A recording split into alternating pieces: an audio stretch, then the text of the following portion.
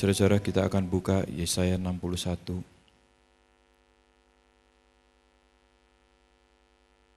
Saya sebetulnya mau berencana untuk membicarakan tentang hal yang lain, tetapi rupanya Tuhan mau supaya setiap kita bisa menangkap visi apa yang Tuhan sudah berikan di tempat ini.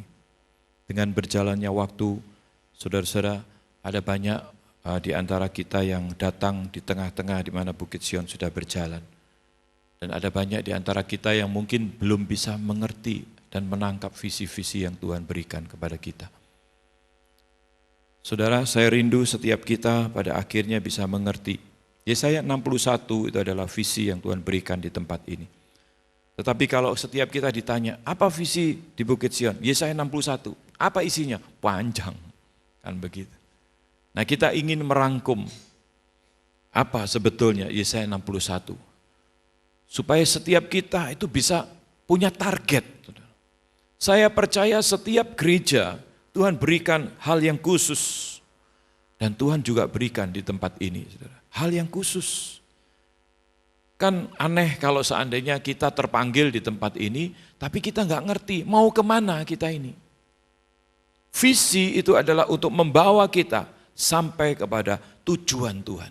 Kalau visi ini dari Tuhan, saya percaya itu adalah tujuan Tuhan untuk membawa saudara dan saya ke sana.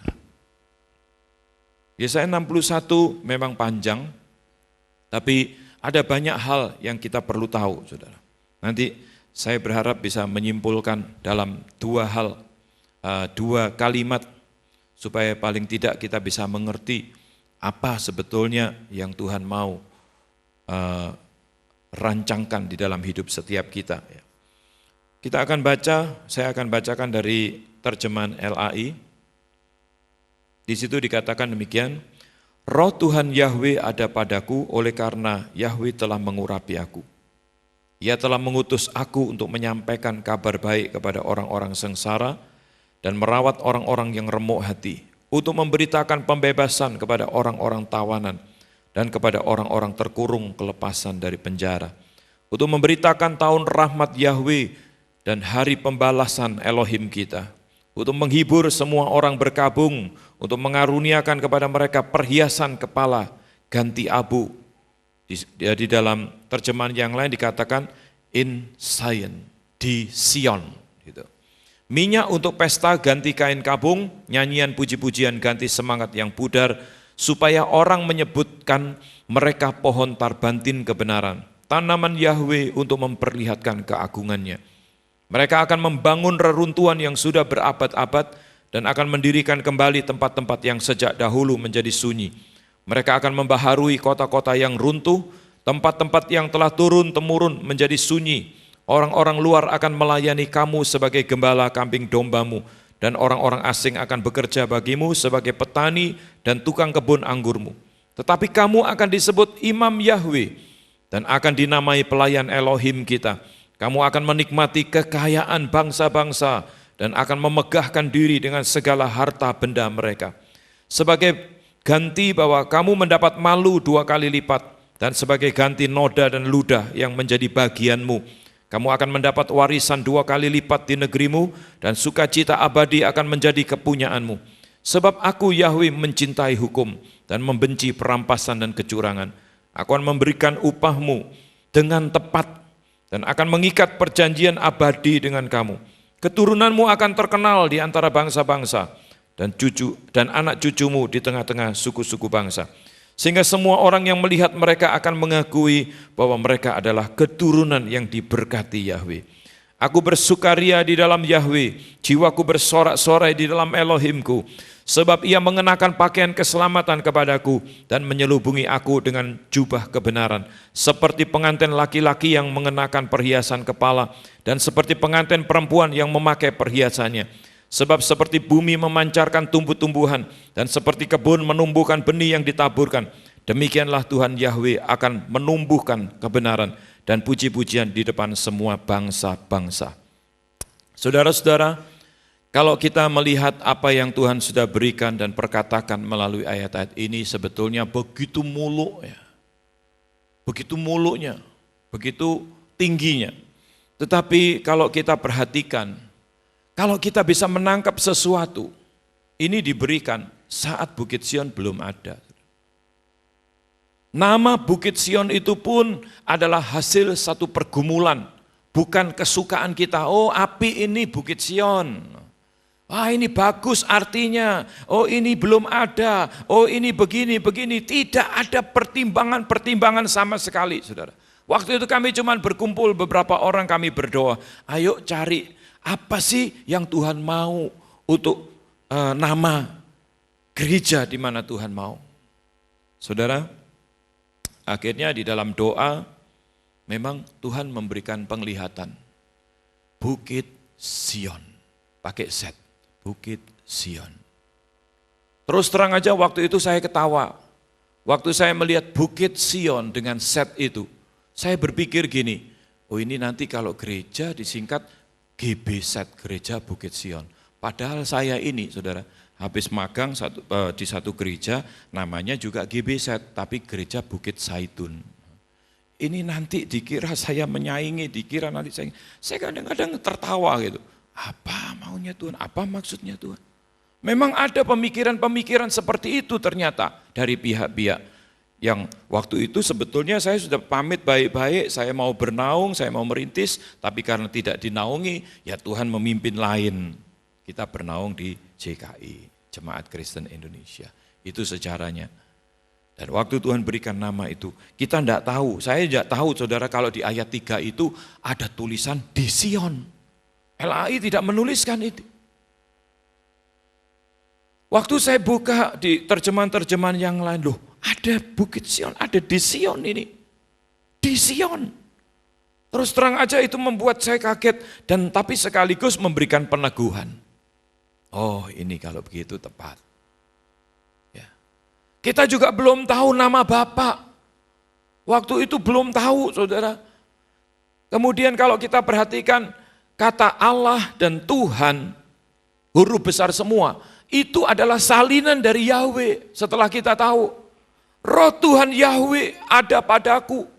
Dan kita lihat di sini, loh ini betul-betul Tuhan tepati, Tuhan memimpin satu persatu. Tuhan menolong kita dan akhirnya kita bisa melihat, oh ini toh. Belum yang lain-lainnya.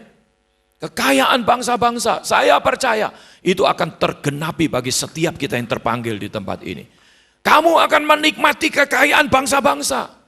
Berapa banyak di antara teman-teman pengusaha di tempat ini. Usahanya itu usaha-usaha untuk merebut kekayaan bangsa-bangsa, saudara.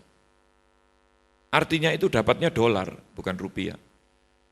Kalau rupiah yang dibayarkan, kita tukar dolar, ya berat ya. Tapi kalau kita dibayar dolar, ya itu lain, kekayaan bangsa-bangsa. Dan ada banyak lagi, saudara, yang kita lihat di sini. Ya. Kamu akan disebut imam Yahweh dan dinamai pelayan Elohim kita. Padahal, nah kita ini kan memang, kamu akan disebut, berarti kan bukan, kamu akan disebut hamba Yahweh, hamba Bapak Yahweh. Padahal kan sebetulnya, loh kok aneh ini. Kalau memang asli dari, katakanlah kalau perjanjian lama keturunan Lewi, jadi imam dan sebagainya. Ini bukan sebetulnya. Dan ada banyak hal pada saat Tuhan memanggil awal mula, Tuhan menuntun sedemikian rupa. Dan ini perlu untuk di-sharingkan, saudara. Ya barusan aja, Ivan minggu kemarin ini, Senin pagi jam 4 pulang keluar rumah untuk ke Manila, saudara. Dan itu ada 50 hamba-hamba Tuhan di Surabaya dan Jakarta, kumpul untuk bisa, ya katakanlah bersama-sama belajar sesuatu dari satu gereja yang bertumbuh secara luar biasa. Tuhan bekerja secara luar biasa. Dan sepulangnya hari Kamis malam, kami ketemu Kamis malam itu, kemudian sharing-sharing. Ivan banyak sharing dia dapatkan. Kalau punya visi, kita itu harus terus tetap sharingkan, supaya jemaat Tuhan bisa nangkap sesuatu. Sehingga bersama-sama bisa menggenapi visi yang Tuhan sudah berikan. Memang kalau kita ditanya semua, apa visi Bukit Sion? Semua tahu, Yesaya 61. Tapi kalau ditanya apa isinya, wis bacaan dewe, dowo iku sorry. Kita harus bisa menyimpulkan, saudara. Yang pertama kita lihat tadi di sini, roh Tuhan Yahweh ada padaku. Istri saya katanya habis ngomong sama Ivan, dia dapatkan begini, ada satu yang bisa merangkum semua. Yang pertama itu full Yahweh Spirit life. Hidup yang dipenuhi oleh roh Tuhan Yahweh.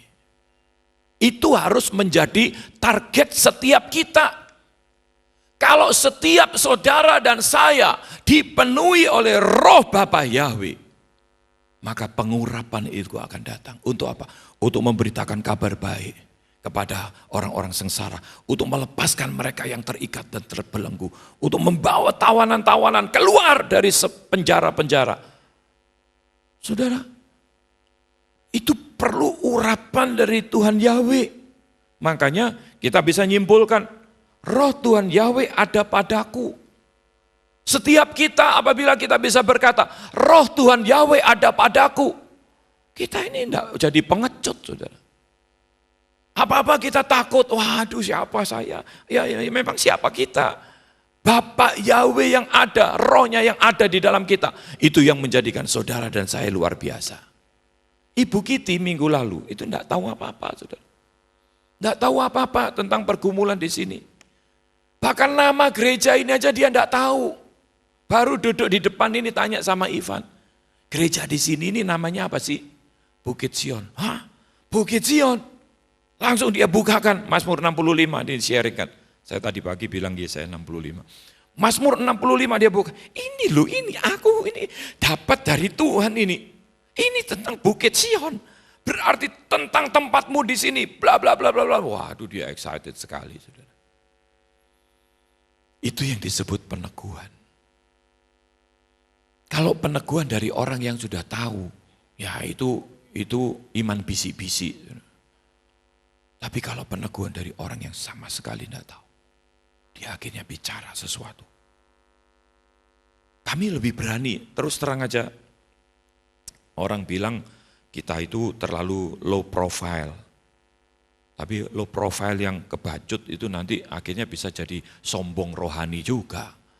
Makanya ya kita apa adanya saja. Dengan adanya peneguhan-peneguhan kita semakin berani ngomong. Bukit Sion, nama yang Tuhan sudah berikan kepada kita. Tuhan berikan visi itu kepada kita dari Yesaya 61. Apa isi Yesaya 61? Ada banyak hal. Pelayanan-pelayanan di tempat ini tidak ada yang menyimpang atau keluar dari visi yang Tuhan berikan dari Yesaya 61. Saudara, katanya gereja yang di Filipina itu, dia katakan, kami tidak membangun panti asuhan. Sebab apa? Kami tidak punya visi itu. Jadi fokus. Tapi kami bukan berarti tidak mendukung anak-anak yang terlantar. Kami mendukung banyak panti asuhan-panti asuhan. Mereka yang punya visi, kami tidak punya visi. Biar mereka yang melakukan, tapi kita dukung. Tapi kita fokus pada visi kita. Nah kalau kita beda, kita punya, saudara. Kita punya visi itu. Saya bersyukur ada banyak hal yang Tuhan telah kerjakan. Misalnya pelayanan orang-orang miskin. Apa yang Tuhan kerjakan di tempat ini sebetulnya tidak jauh dari visi. Beritakan kabar baik kepada mereka yang sengsara, yang miskin. Lepaskan mereka yang terikat, terbelenggu. Ada berapa banyak di antara kita yang dulunya diikat dengan kuasa-kuasa kegelapan.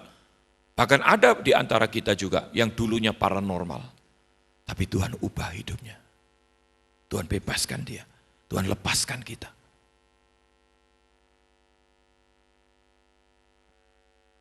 Dan kalau kita perhatikan, saudara, melihat perubahan-perubahan yang terjadi di dalam kehidupan setiap kita yang sudah mengalami.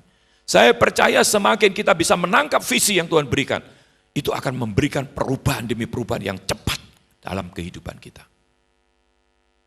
Dan ini waktunya. Sesuai dengan apa yang dikatakan Ibu Kitty, ditunggu-tunggu lama, 2012 dikiranya 12 angka sempurna. Ternyata bukan. Tapi Tuhan bilang apa? Tahun ini, 2013, saya pegang itu saudara. Tahun ini akan terjadi sesuatu. Saya yakin 2013 Tuhan akan genapkan. Makanya kemudian Tuhan dorong kami untuk terus sharing visi, supaya semakin banyak orang bisa menangkap, dan akhirnya banyak orang diubahkan hidupnya. Berapa bulan yang lalu, mungkin bulan lalu atau 2 bulan yang lalu, waktu saya melihat tayangan dari salah satu anggota dari komunitas kami, ya. Apa sih mereka itu secara manusia? Kerjaannya cari cacing, saudara, di pinggir sungai. Orang yang boleh dikatakan rumah tidak punya. Suaminya kerja, mungkin pulang baru sebulan sekali. Kerjanya apa? Penjaga rumah bordil. Apa rumah bordil? Bukan bordir, bordil. Itu tempat pelacuran. Dan saudara tahu sendiri orang yang sebagai penjaga tempat seperti itu tempat maksiat. Bukan hanya dia mungkin cuman memfasilitasi, tapi mungkin dia juga terlibat di dalamnya. Istrinya tanya dengan salah satu koordinator di tempat kami, koordinator komunitas itu. Bu, bla bla bla bla, hidupmu kok sukacita, kok enggak kekurangan makan, pakaian enggak kurang. Kemana sih kalau minggu sore? Ibu ini menjawab, ke gereja Bukit Sion. Aku melu yo. Boleh enggak saya ikut? Ayo ikut. Ikutlah dia. Di sini dia temukan Tuhan. Hidupnya berubah. Suaminya melihat, loh kamu kok berubah? Kamu kemana kalau minggu itu? Ke gereja Bukit Sion. Terus suaminya tanya, aku melu ya. Boleh enggak ikut? Oh boleh. Suaminya ikut. Setelah ikut beberapa kali di sini, ketemu dengan Tuhan, hidupnya berubah. Dan dia katakan apa? Wes tak tinggal pekerjaanku. Ditinggal pekerjaannya. Hidup kita itu sudah ada di tangan Tuhan. Akhirnya baptis, mereka ketemu Tuhan, mereka katakan setelah banyak belajar firman Tuhan, mengubah hidupnya. Memang akhirnya suaminya meninggal. Ya, meninggal. Tapi istrinya bilang apa? Saya percaya suami saya sekarang sudah bersama dengan Tuhan. Sebab meninggalnya di dalam Tuhan. Waktu mau meninggal, dia minta Alkitab, dibaca terus Alkitab. Bahkan Alkitab terus di sampingnya dia, sampai hari H-nya. Semua kita akan mengalami hari H. Hari meninggal kita. Kemudian saudara, dia katakan, saya percaya suami saya masuk surga, mendapatkan perhentian bersama dengan Tuhan. Dan saya akan nyusul. Itu perubahan hidup. Seringkali saya katakan, di mata Tuhan orang yang miskin, orang kaya, orang pinter, orang bodoh, orang gagah, orang tidak gagah, orang cantik atau orang jelek, orang ganteng atau orang apa. Semua di mata Tuhan sama, satu jiwa harganya. Seringkali saya bilang, ayo kita memandang orang itu seperti Tuhan memandang. Firman Tuhan ajarkan kepada kita, jangan kita lihat orang yang pakai jubah, pakai cincin, pakai apa. Wah ini tampangnya sih orang kaya. Ayo silakan duduk depan. Kemudian yang tampangnya biasa-biasa, duduk sana.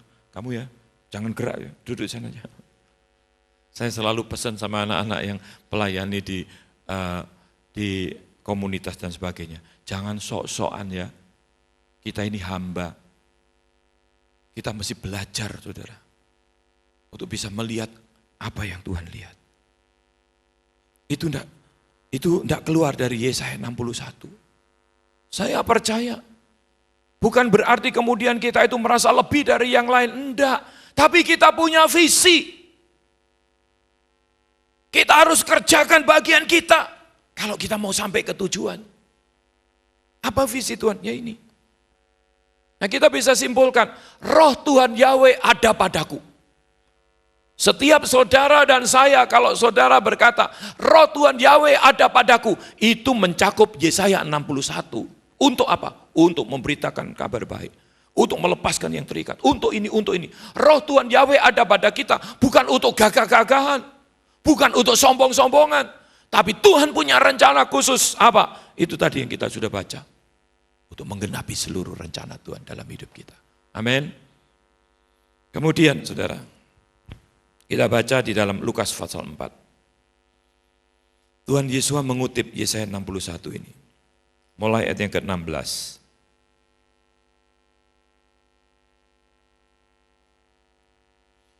Lukas pasal 4 mulai ayat yang ke-16. Di situ dikatakan demikian, ia datang ke Nazaret, Tuhan Yesus ya, tempat ia dibesarkan. Dan menurut kebiasaannya pada hari Sabat ia masuk ke rumah ibadat, lalu berdiri hendak membaca dari Alkitab. Kepadanya diberikan kitab Nabi Yesaya, dan setelah dibukanya ia menemukan nas di mana ada tertulis, Roh Tuhan ada padaku. Ini kutipan Yesaya 61. Kutipan aslinya kan, Roh Tuhan Yahweh ada padaku. Oleh sebab ia telah mengurapi aku untuk menyampaikan kabar baik kepada orang-orang miskin. Dan ia telah mengutus aku untuk memberitakan pembebasan kepada orang-orang tawanan dan penglihatan bagi orang-orang buta. Untuk membebaskan mereka, untuk membebaskan orang-orang yang tertindas, untuk memberitakan tahun rahmat Tuhan telah datang. Kemudian ia menutup kitab itu, memberikannya kembali kepada pejabat lalu duduk. Dan mata semua orang dalam rumah ibadat itu tertuju kepadanya. Saudara perhatikan ayat 21. Lalu ia memulai mengajar mereka, katanya, pada hari ini genaplah nas ini sewaktu kamu mendengarnya. Pada hari ini Tuhan Yesus berkata, genaplah nas apa? Yesaya 61 itu. Digenapi di dalam pribadi Tuhan Yesus. Pada hari ini, pada saat engkau mendengarnya, genaplah nas ini. Di mana dikatakan, Roh Tuhan Yahweh ada padaku. Dia mengurapi aku untuk memberitakan tahun rahmat Tuhan. Untuk memberitakan kabar baik kepada orang miskin. Untuk melepaskan mereka yang terikat, terbelenggu, dan seterusnya, dan seterusnya. Digenapi oleh Tuhan Yesus. Tuhan Yesus sendiri berkata, hari ini di mana engkau mendengar, nas ini sudah tergenapi di dalam hidupku. Tuhan Yesus berkata seperti itu. Berarti saudara-saudara, kalau saudara dan saya mau menggenapi visi dari Yesaya 61 yang Tuhan berikan di tempat ini, hidup saudara dan saya harus menjadi serupa seperti Tuhan Yesus. Makanya rangkuman yang kedua dari Yesaya 61 itu dibentuk menjadi serupa dengan Tuhan Yesus. Itu ada ayatnya di dalam Roma pasal 8 ayat 29. Roma pasal 8 ayat 29 itu ditulis demikian.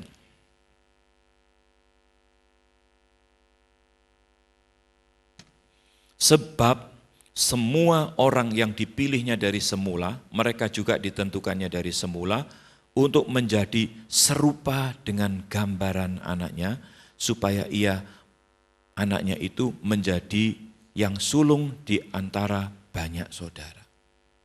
Tuhan Yesus sudah menggenapi Yesaya 61. Dia yang pertama, dia yang utama, dia yang sulung. Saudara dan saya akan mengikuti setiap jejak-jejaknya, setiap jalan-jalannya. Amplified menuliskan, engkau membentuk aku menjadi serupa dengan anaknya. Jadi kalimat kedua yang bisa kita buat itu ada dibentuk untuk menjadi serupa dengan Tuhan Yesus. To be molded. To be mold itu kan membentuk. Jadi kalau seandainya saudara dan saya mau menggenapi Yesaya 61, jangan lari dari proses pembentukan dari Tuhan. Saudara dan saya harus dibentuk untuk menjadi serupa dengan Tuhan Yesus. Sebab apa? Beda kita dengan Tuhan Yesus. Tuhan Yesus dari benihnya saja itu sudah dari Roh Kudus. Waktu Maria mengandung, dia mengandung dikatakan di dalam kitab suci bahwa dari Roh Kudus. Benihnya itu dari Roh Kudus. Lahirlah Tuhan Yesus. Tapi benihnya itu benih dari Roh Kudus. Tapi kalau saudara dan saya, benihnya itu dari kedagingan, saudara. Makanya kita perlu dibentuk untuk menjadi serupa dengan Dia. Kita perlu dibentuk. Kita lahir itu dari benih kedagingan. Tapi begitu kita percaya Tuhan Yesus, Roh Tuhan Yahweh ada pada kita. terus mengubah hidup kita. Nah, proses pembentukan ini yang seringkali tidak bisa, tidak semua orang bisa tahan. Dari awal mula kita seringkali bicara tentang padang gurun, tentang dibentuk, diproses. Kata-kata itu sudah begitu familiar.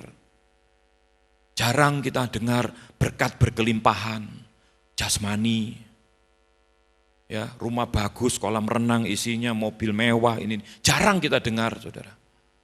Tapi sering kali kita dengar, dibentuk, diproses, padang gurun. Karena apa? Memang itu. Saudara dan saya lahir dari benih kedagingan, kemudian percaya Tuhan Yeshua, roh Tuhan Yahweh ada pada kita. Kita dibentuk, diproses, dibentuk terus untuk menjadi serupa dengan Tuhan Yeshua. Jadi kalimat yang kedua untuk mewakili Yesaya 61 adalah dibentuk untuk menyerupai Tuhan Yeshua. Dua kalimat ini yang harus menjadi target kita. Roh Tuhan Yahweh ada pada kita. Jangan ada seorang pun yang tidak dipenuhi oleh roh Tuhan Yahweh. Yesaya 61 itu. Roh Tuhan Yahweh ada padaku, sehingga dia mengurapi aku untuk memberitakan kabar baik kepada orang miskin, orang sengsara. Untuk memberitakan tahun rahmat Tuhan. Untuk membebaskan mereka yang terikat, terbelenggu, tertawan, keluar dari penjara. Artinya apa? Mereka yang diikat dengan kuasa-kuasa kegelapan, kuasa-kuasa lain, roh keduniawian, mereka harus dibebaskan, dikeluarkan dari keterikatan mereka. Itu hanya bisa dilakukan kalau roh Tuhan Yahweh ada pada kita. Yesaya 61. Itu sudah digenapi oleh Tuhan Yesus. Saudara dan saya yang mau menggenapi Yesaya 61, saudara dan saya harus menjadi sama atau serupa seperti Tuhan Yesus. Supaya Yesaya 61 juga tergenapi dalam hidup kita. Dua kalimat ini kalau dirangkum adalah rangkuman dari Yesaya 61. Roh Tuhan Yahweh ada padaku, dibentuk menjadi serupa dengan Tuhan Yesus. Jadi jangan alergi, saudara, untuk mendengar kata diproses, dibentuk. Karena saudara dan saya sedang dibentuk untuk menjadi sama dan serupa seperti Tuhan Yesus. Bersyukurlah saudara yang bergumul di tempat ini. Sebetulnya di dalam penggembalaan saya itu selalu awal mula Tuhan memanggil, terus terang saja saudara, ada maju mundurnya saya. Pikiran saya waktu itu, Tuhan benar enggak sih ini? Tuhan manggil saya ini benar enggak?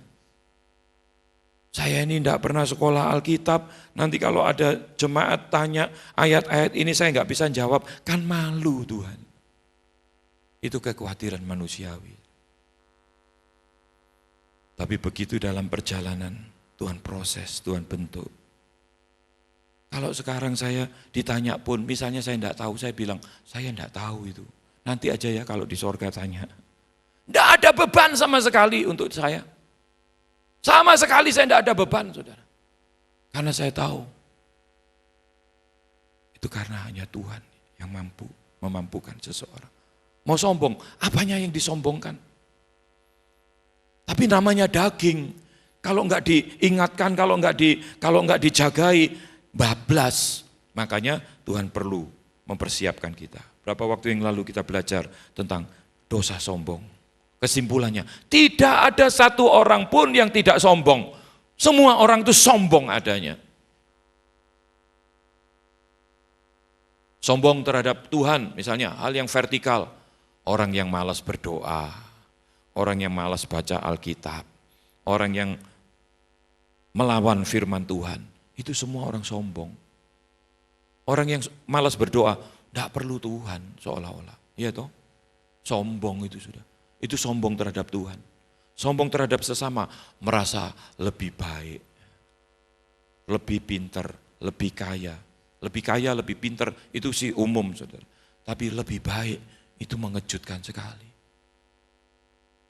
Setelah waktu itu istri saya menyampaikan, kemudian besoknya atau berapa hari kemudian dapat satu artikel, ini di dunia, ada 3 kesombongan.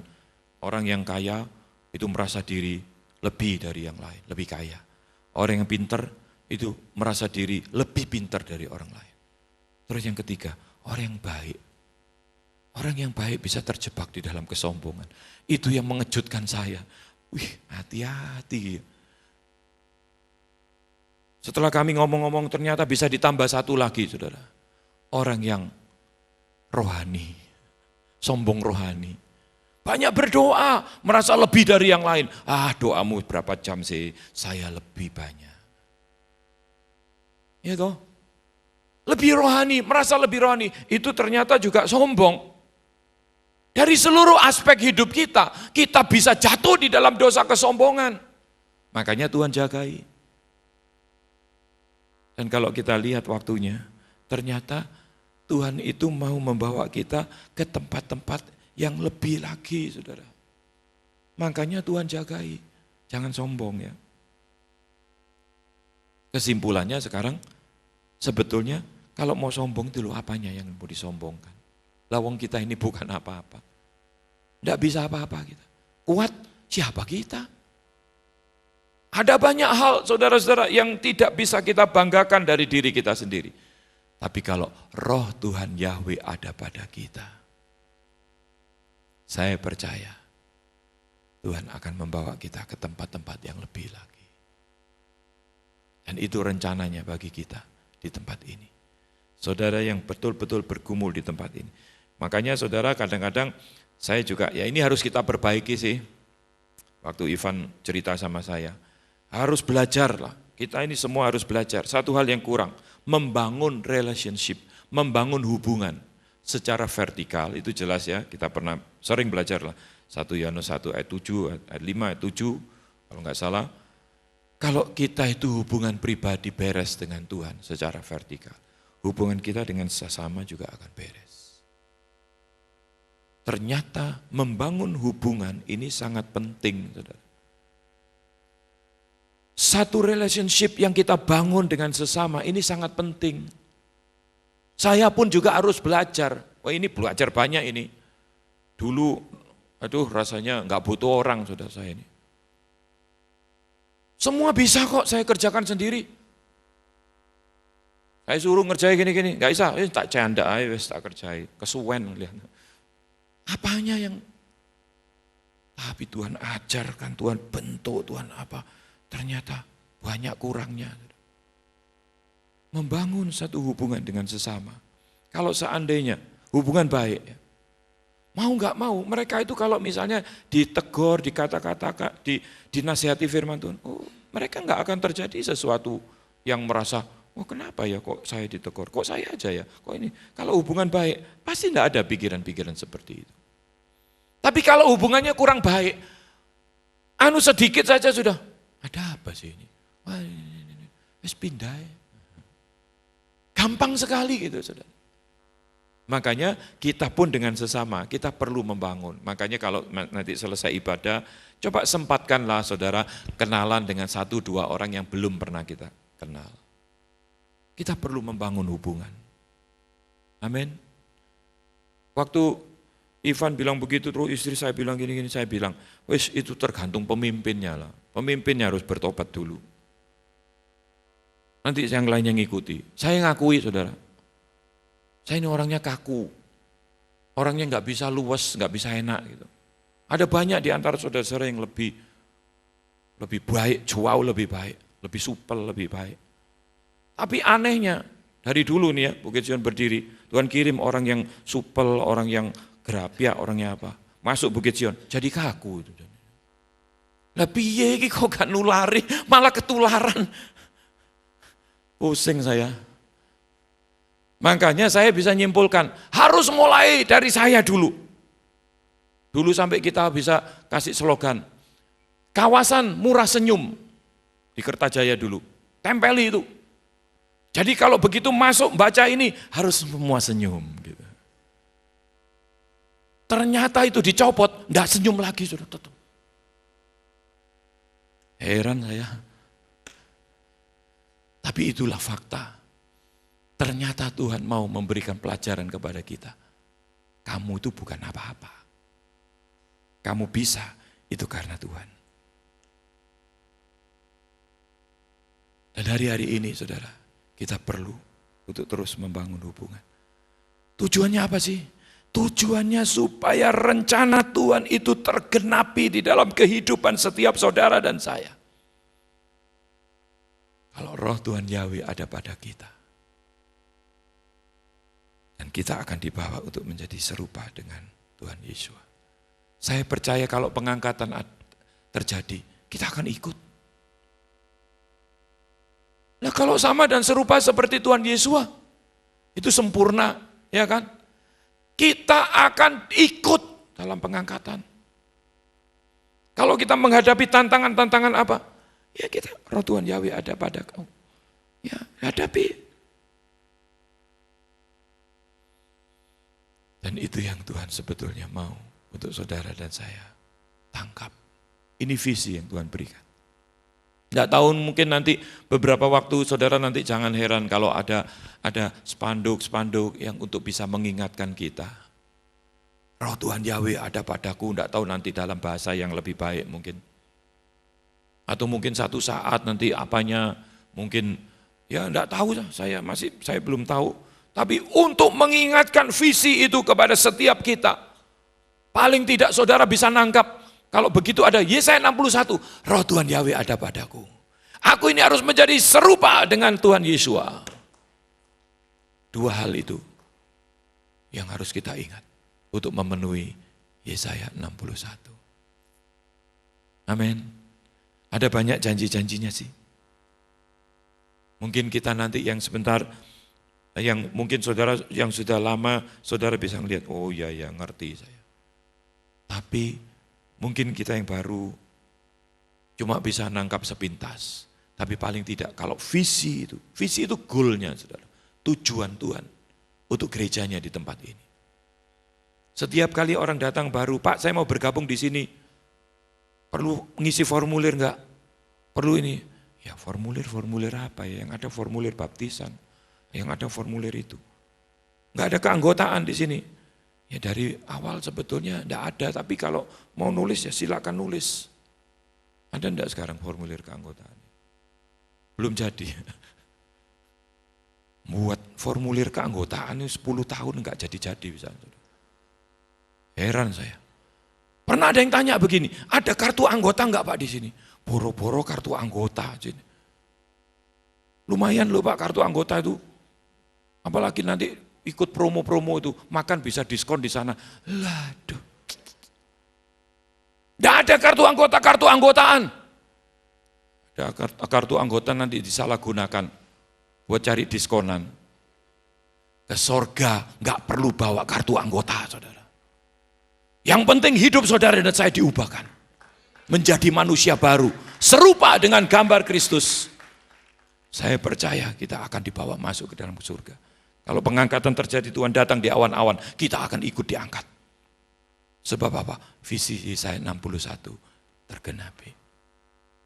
Itu secara global yang bisa saya sampaikan. Saya itu banyak pelupanya, perjalanan sudah Bukit Sion mulai tahun 91 sampai hari ini. Jadi sudah berapa tahun? 22 tahun ya. Banyak lupanya, saudara. Yang banyak ingat itu istri saya.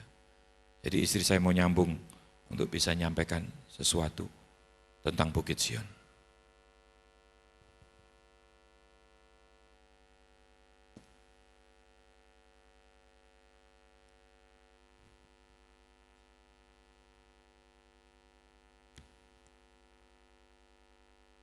Ini terus terang saudara saya ini sebetulnya tidak ada persiapan ya. Pak Loki suruh saya tadi ibadah yang pertama, pas sebelum naik ke mimbar, Pak Loki bilang nanti kamu tambahkan ya tentang Bukit Sion. Dan mulai saya muter di pikiran saya ini apa yang mau disampaikan, karena begitu banyak sebetulnya tentang Bukit Sion. Karena di saat Tuhan mulai memanggil kami, saat itu kami memang belum tahu kalau kami dipanggil untuk membangun sebuah gereja, Ya bukan kami yang membangun ya, tapi kami dilibatkan oleh Tuhan. Saya ini sekarang kalau ngomong mesti hati-hati ya saudara, supaya jangan salah ngomong gitu. Dilibatkan oleh Tuhan di dalam proyeknya Tuhan untuk membangun Bukit Sion. Kami itu belum tahu. Yang kami tahu hanya kami itu diproses begitu rupa sama Tuhan. Tapi selama proses itu berlangsung, Tuhan itu banyak bicara itu dari Yesaya dan Mazmur. Dan kalau saya perhatikan sekarang, waktu itu saya enggak ngerti, saudara enggak tahu tentang Sion, tentang apa enggak tahu. Kalau saya perhatikan sekarang, kitab Yesaya itu banyak bicara tentang Sion. Demikian juga di Mazmur. Hanya waktu itu, ya Tuhan itu memimpin kami itu step by step. Ya, jadi waktu Pak Loki dipanggil, saya juga bergumul. Soalnya saudara, saya sebetulnya takut sekali kalau dipanggil untuk jadi gembala itu. Karena saya tahu bahwa itu satu tugas yang tidak gampang ya. Saya belajar dari banyak hamba-hamba Tuhan, saya melihat bahwa tugas mereka itu tidak mudah. Dan saya takut sekali, tapi Tuhan memberikan firman demi firman, sampai 4-5 kali Tuhan itu bicara tentang panggilan untuk mengembalakan domba-domba Tuhan. Dan kalau saya melihat semakin hari Tuhan itu semakin jelas jalannya ya. Nah saudara, saya mau sharing satu hal tentang Bukit Sion yang luar biasa sebetulnya rencana Tuhan itu. Dan saya yakin itu rencananya bukan hanya buat saya sama Pak Loki, pasti enggak saudara, karena itu bicara tentang gerejanya, yaitu kita semua yang terpanggil di Bukit Sion. Kita akan baca dari Yesaya 62.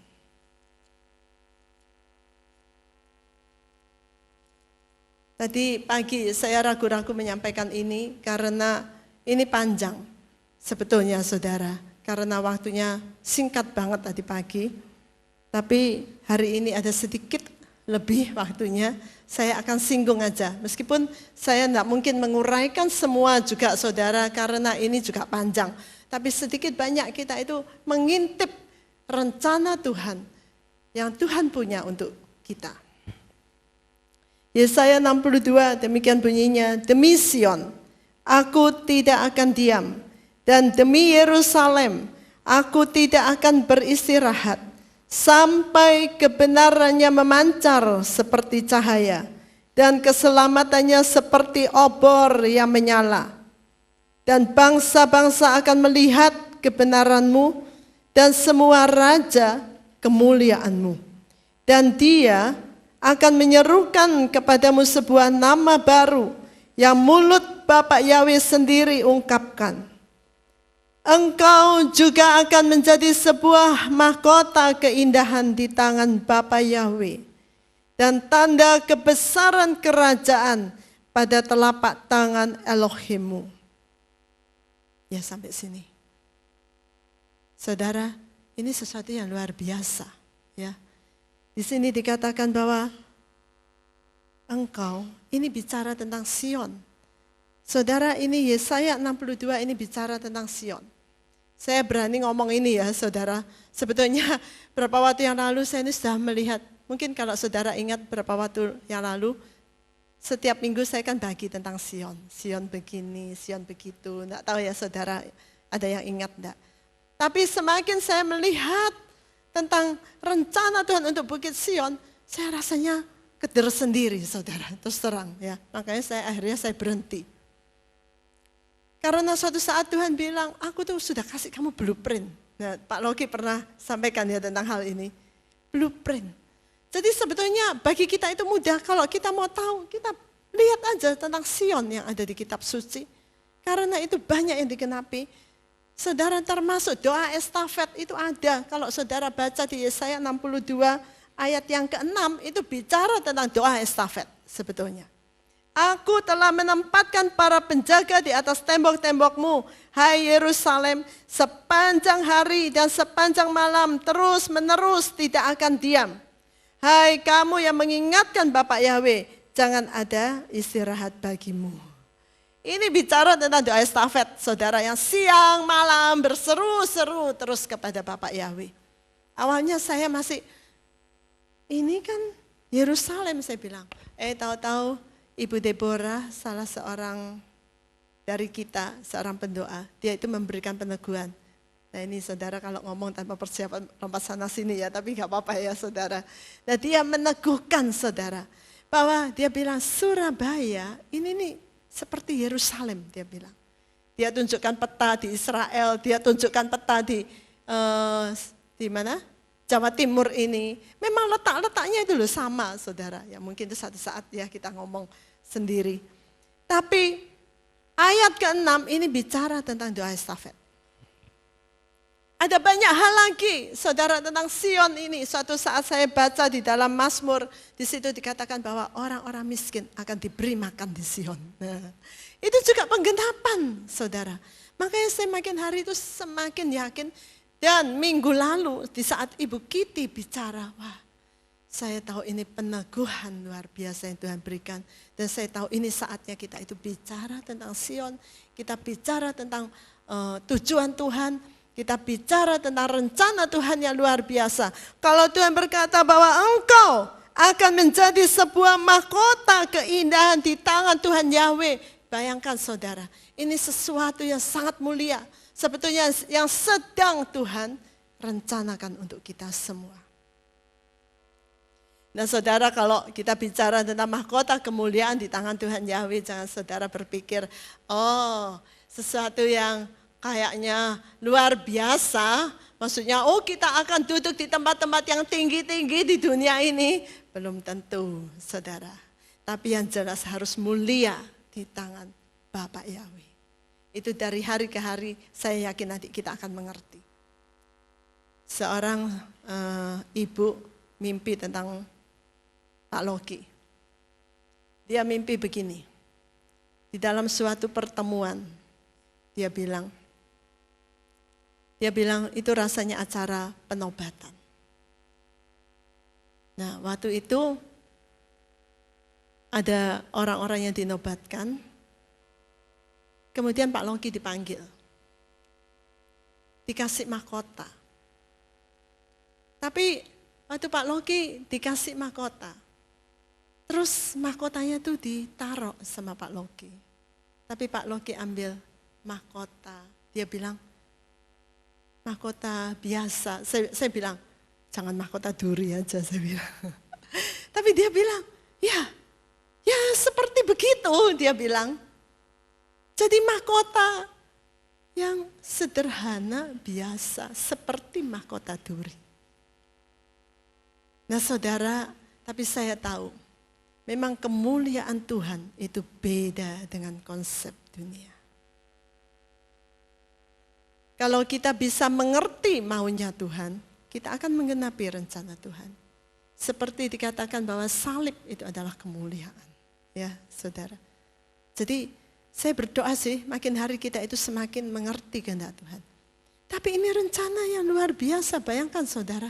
Ada berapa banyak orang sebetulnya yang rindu hidupnya itu jadi mulia di hadapan Tuhan. Seperti Yakobus, Yohanes, mereka merindukan kemuliaan Tuhan. Meskipun mereka sebetulnya tidak mengerti apa artinya mulia di tangan Tuhan. Ya saudara, tapi ini rencana Tuhan. Rencana Tuhan untuk kita semua. Bahwa suatu saat kita akan menerima kemuliaan yang Tuhan sediakan.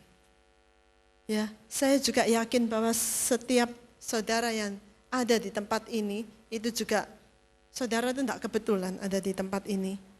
Karena sebenarnya Tuhan yang memanggil saudara, Tuhan yang memilih saudara.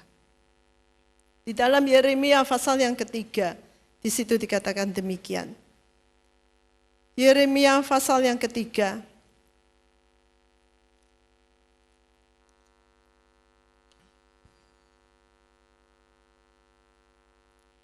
Ayat ke-14 dikatakan demikian. Kembalilah hai anak-anak yang murtad, firman Tuhan Yahweh. Karena aku telah menjadi tuan atasmu, dan aku telah mengambil kamu, seorang dari setiap kota, dan 2 orang dari satu kaum, dan aku telah membawa kamu masuk ke Sion. Aku telah memberikan kepadamu orang-orang yang menggembala, yang sesuai dengan hatiku, dan mereka akan menggembalakan kamu dengan pengetahuan dan dengan pengertian. Nah saudara, kita jangan marah dulu baca ayat ini ya. Karena memang kita semua dulu adalah anak-anak yang murtad, termasuk saya. Kita dulu hidupnya jauh dari Tuhan, itu harus kita akui ya saudara. Tetapi dikatakan di sini bahwa Tuhan berkata, aku telah mengambil kamu, seorang dari setiap kota dan 2 orang dari satu kaum, dan aku telah mengambil kamu masuk ke Sion. Jadi artinya saudara, Tuhan sendiri yang panggil kita. Tuhan sendiri yang ambil kita dan bawa ke Sion. Ya. Ini diteguhkan juga saudara pada waktu Bu Kiti menyampaikan Mazmur 65. Di dalam Mazmur 65 ayat yang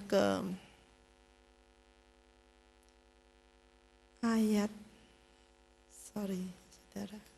Mazmur 65 ayat yang kelima dikatakan demikian, berbahagialah orang yang engkau pilih dan engkau dekatkan kepadamu. Ia akan tinggal di pelataranmu. Biarlah kami dipuaskan dengan kebaikan dari bait-Mu yang kudus di tempat suci-Mu. Nah saudara, saya yakin bahwa kita semua ini Tuhan punya rencana. Dan setiap kita itu Tuhan perhatikan. Karena saya percaya bahwa Tuhan yang bawa saudara ke tempat ini. Di dalam Mazmur 87, ini juga peneguhan. Kita baca ya, ini judulnya aja sudah, Sion Kota Elohim. Mazmur Bani Korah nyanyian, Mazmur 87. Fondasinya berada di gunung-gunung yang kudus. Fondasi dasarnya. Jadi dasar kota Sion, kota Elohim itu ada di gunung-gunung yang kudus. Makanya saudara jangan heran kalau di tempat ini selalu ditekankan. Hidup di dalam kekudusan. Ya, kekudusan Tuhan. Kekudusan Tuhan. Sampai hal-hal kecil-kecil, detail-detail. Itu Tuhan itu perhatikan, Tuhan peringatkan. Dan selalu dibicarakan tentang hidup di dalam kekudusan. Tuhan Yahweh mengasihi gerbang-gerbang Sion lebih daripada kemah-kemah Yakub. Perkara-perkara yang mulia diceritakan orang tentang engkau, ya kota Elohim, Selah. Aku akan mengingat Rahab dan Babylon. Untuk mereka yang mengenal aku, lihatlah Filistia dan Tirus serta Ethiopia, mereka dilahirkan di sana. Dan akan dikatakan kepada Sion, orang ini dan orang itu telah dilahirkan di dalamnya. Tetapi yang maha tinggi sendirilah yang akan menegakkannya. Saudara perhatikan, di sini dikatakan orang ini, orang itu. Jadi artinya setiap orang, setiap kita. Itu diperhatikan oleh Tuhan. Dan kemudian ayat 6 dikatakan, Tuhan Yahweh akan memperhitungkan ketika pencatatan bangsa-bangsa. Jadi pada waktu pencatatan bangsa-bangsa, Tuhan Yahweh akan memperhatikan mereka dilahirkan di sana, di Sion. Jadi diperhitungkan saudara, diperhatikan. Ya. Saya tidak berkata bahwa kita ini loh lebih dari gereja-gereja yang lain. Tidak, saudara. Tidak. Saya yakin seperti Pak Loki tadi bilang, Tuhan punya rencana untuk setiap gereja. Tuhan punya rencana. Seperti dalam kitab Wahyu, itu ada banyak macam gereja. Tetapi kita harus tahu apa yang Tuhan rencanakan untuk gerejanya di tempat ini. Karena kalau enggak saudara, kita enggak bisa menggenapi rencana Tuhan. Kita akan gampang keluar dari rencana Tuhan. Saya tahu memang enggak gampang, enggak mudah. Ya, di sini banyak proses. Di sini firman-Nya keras. Ya, ini kan keluhan banyak orang kan. Seperti itu. Di sini kita itu dibentuk. Bukan mau-maunya kita. Bukan maunya Pak Loki atau semua gembala-gembala komsel ya. Gembala sel atau para koordinator atau siapa. Bukan maunya kami. Tapi itu karena memang Tuhan mau begitu. Saya tahu Tuhan memanggil kita semua, memanggil kami. Itu bukan karena, kami ini lebih baik. Enggak, saudara. Saya tahu banyak kelemahan di dalam hidup kami. Bahkan terlalu banyak kelemahan. Kadang-kadang saya sendiri juga merasa kok, Tuhan, kenapa sih Tuhan itu kok panggil kami? Kami ini loh, banyak kelemahan. Banyak kekurangan. Ya, saudara. Bahkan hampir setiap pagi bangun itu, saya itu selalu ada banyak hal yang saya perlu bereskan dengan Tuhan. Saya selalu melihat Tuhan, hatiku ini kok masih begini. Pikiranku kok masih begini. Ya, saudara. Makanya kalau kami pun bicara tentang Sion, tentang saudara ini sekali lagi bukan maksudnya mau sombong-sombongan, enggak. Tapi karena saya juga tahu bahwa waktunya sudah dekat. Makanya Tuhan itu loh memimpin begini. Ya, supaya kita semua mengerti. Supaya saudara juga bisa bertahan di dalam rencana Tuhan. Saya tahu enggak gampang memang. Ada banyak tekanan. Kami sendiri juga mengalami banyak tekanan. Dan seringkali juga rasanya kepingin lari. Saya bolak-balik ngomong sama Pak Loki. Wes aku tak ngelamar aja di sana, saya bilang. Lebih baik saya ngelamar aja kerjaan di sana loh, aku pasti diterima, saya bilang sama Pak Loki. Mungkin tahu, itu bekas ibu gembala di Bukit Sion. Bercanda saudara. Saya pasti nggak berani, karena saya tahu panggilan Tuhan. Dan saya takut ya, sayang kalau melihat rencana Tuhan yang luar biasa. Sayang kalau tidak menggenapi. Tapi saya pun tahu tekanan itu begitu luar biasa. Karena iblis selalu berusaha untuk menarik kita keluar dari jalan-jalannya Tuhan. Saya boleh bilang, ketemu hampir setiap orang selalu bilang, aku ini sudah rasanya pengen keluar dari Bukit Sion. Lama-lama saya tidak heran saudara. Saya bilang, saya tidak heran. Karena saya yakin bahwa Tuhan punya rencana untuk gerejanya. Yang begitu mulia, yang begitu luar biasa rencana Tuhan. Ya. Karena itu kalau kita tidak menggenapi, sayang banget saudara. Ya. Saya tidak bisa ngomong lebih banyak, waktunya habis. Tapi mungkin di waktu-waktu yang akan datang kita akan belajar lebih banyak tentang Sion. Dan kita coba mengerti apa yang Tuhan rencanakan di dalam hidup kita. Amin, amin. Karena itu saudara, mari kita itu saling membantu ya, saling mendukung. Supaya kita bisa tetap ada di jalan-jalan Tuhan. Jangan saling mengintimidasi, jangan saling melukai, jangan saling bunuh-bunuhan saudara. Tapi mari kita melihat rencana Tuhan ini luar biasa. Ini untuk gerejanya, itu untuk kita semua. Untuk kita semua. Makanya mari kita bersama-sama mengalahkan pekerjaan iblis.